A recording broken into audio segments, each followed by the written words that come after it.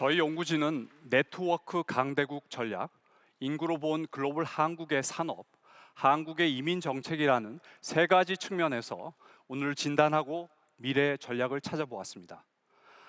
변화의 바람이 불 때 누구는 벽을 쌓고 누구는 풍차를 만든다. 벽을 쌓는 것은 수동적 방어적인 태도입니다. 풍차를 만드는 것은 능동적 창의적인 대응입니다. 세계 질서가 요동치고 인구가 감소하는 격변기에 대한민국은 풍차를 만들었으면 좋겠습니다. 인구 감소라는 위기, 인간 한계의 축소라는 기회가 공존하는 축소 사회 시대에 우리는 어떻게 개방적이고 진취적인 대응을 할 수 있을까요? 언제든 출발은 관점에서부터입니다. 세계를 바라보는 관점이 국가 미래 전략의 시작입니다.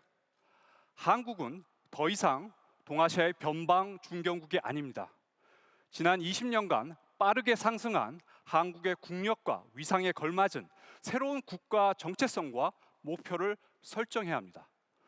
종합적이고 장기적인 글로벌 비전과 전략, 이른바 글로벌 한국 2040 구상을 제안합니다.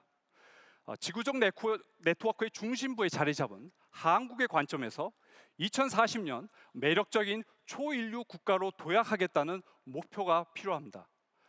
글로벌 한국 2040 구상을 실현하기 위해 SBS와 서울대 국가미래전략원은 5가지 정책을 제안하고자 합니다. 첫째, 글로벌 한국의 경제 번영을 위해 한국 주도의 다중허브 전략을 수립해야 합니다. 한국을 제1허브, 즉 기획, 연구개발, 디자인 등의 헤드쿼터로 발전시키고 우방국들과 첨단 기술 동맹 네트워크를 강화하여 새로운 기술 표준을 구축해야 합니다. 또한 중심축인 한국을 미국, 중국 등 주요 경제 파트너들뿐만 아니라 동남아시아, 서남아시아, 남미, 동아프리카, 동유럽 등 7개의 생산 허브들과 통상, 물류를 통해 바퀴살처럼 연결하자는 것입니다. 세계적인 기술 기업들이 한국에서 혁신적인 산업을 발전시키고 전 세계 생산 기지를 통해 안정적인 공급망을 구축하자는 겁니다. 다중허브 전략은 한국이 기존 자유무역 협정을 넘어 글로벌 경제 혁신의 허브로 자리 잡기 위한 계획입니다. 이를 위해 한국 정부는 글로벌 거점 국가들과 포괄적 동반자 협정을 체결하고 생산지대를 공동으로 개별하며 경제적 번영을 공유해야 합니다. 둘째, 글로벌 네트워크 국가를 지향하는 한국은 글로벌 인재 공급 시스템을 구축해야 합니다. 이를 위해 정부가 이미 설립 예고한 인구전략기획부 안에 인적 자원실 설치를 제안합니다. 앞서 저희들이 발표에서 말씀드린 바와 같이 앞으로 글로벌 네트워크에서 가장 중요한 경쟁은 인적 자원 경쟁이 될 가능성이 매우 큽니다. 글로벌 인재들의 목적지로서 과거에 비해 우리나라의 위상이 크게 높아졌습니다. 그러나 글로벌 인재를 필요로 하는 서구 경쟁국들에 비해 여전히 낮은 것도 사실입니다. 한국 사회 전반이 글로벌 인재들이 찾는 것으로 바뀐다면 가장 좋겠지만 그런 변화를 기다릴 여유가 없습니다. 인구전략기획부가 올해 안에 출범한다면 인적 자원실이 반드시 설치되어 즉각 일을 시작해야 합니다. 하지만 만일에 인구전략기획부 출범이 늦어진다면 먼저 국무총리실이 주도하여 글로벌 인적 자원 확보를 위한 태스크포스 팀을 꾸려주시길 요청합니다. 이 TF에는 과기부, 산자부, 교육부, 기재부 등 관련 부처의 차관 혹은 실장급의 인사들이 참여해야 합니다. 셋째, 중소기업의 미래 대응 전략도 세워야 합니다. 초인류 네트워크 강대국을 위한 논의들은 주로 한국을 대표하는 대기업 위주로 전개될 때가 많습니다. 그런데 인구 전략의 측면에서 보면 절대로 간과하지 말아야 할 분이 바로 중소기업 구조개혁입니다. 왜냐하면 중소기업은 국내 근로자의 약 80%가 일하고 있는 고용의 산실이며 보이지 않는 곳에서 대기업 경쟁을 떠받치는 협력 업체이기 때문입니다.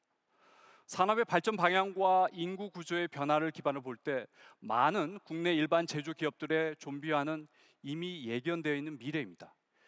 예견되어 있다는 것은 바꿀 수도 있다는 것을 의미합니다.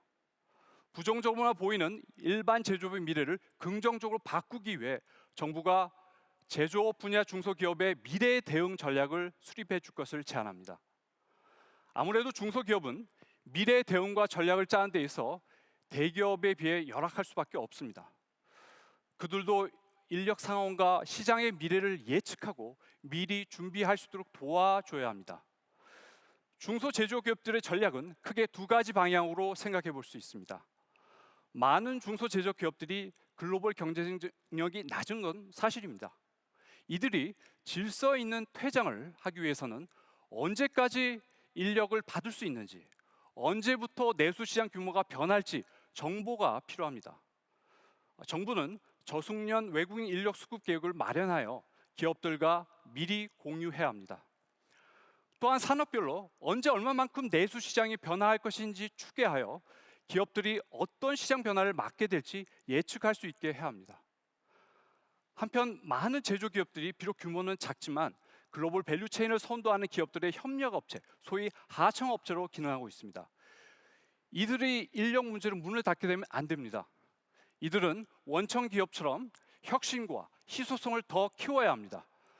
정부는 이들도 글로벌 인재를 받을 수 있도록 도움을 줘야 합니다.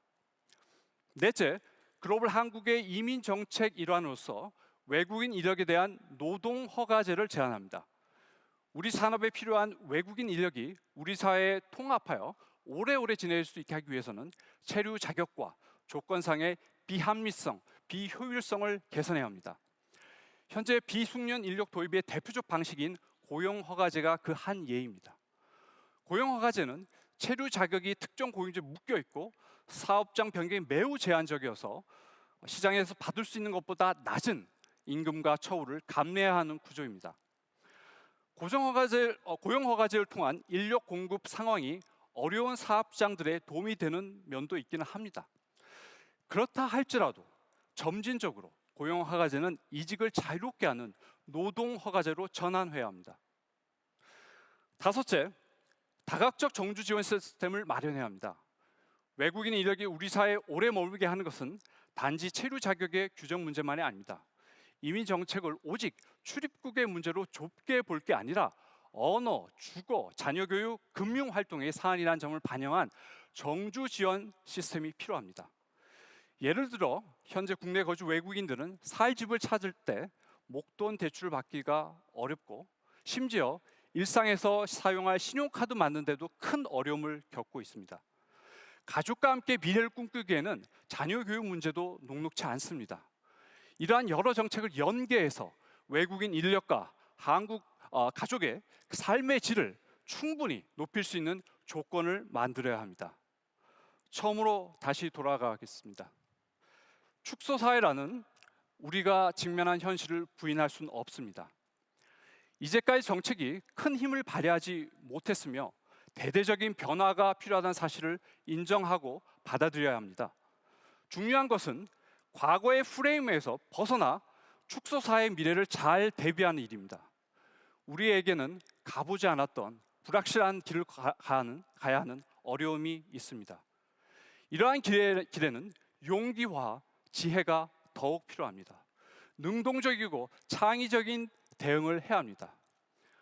오늘 제가 제안한 5가지 정책이 우리 미래를 설계하고 토의하는 데 필요한 지식의 마중물이 되기를 희망합니다.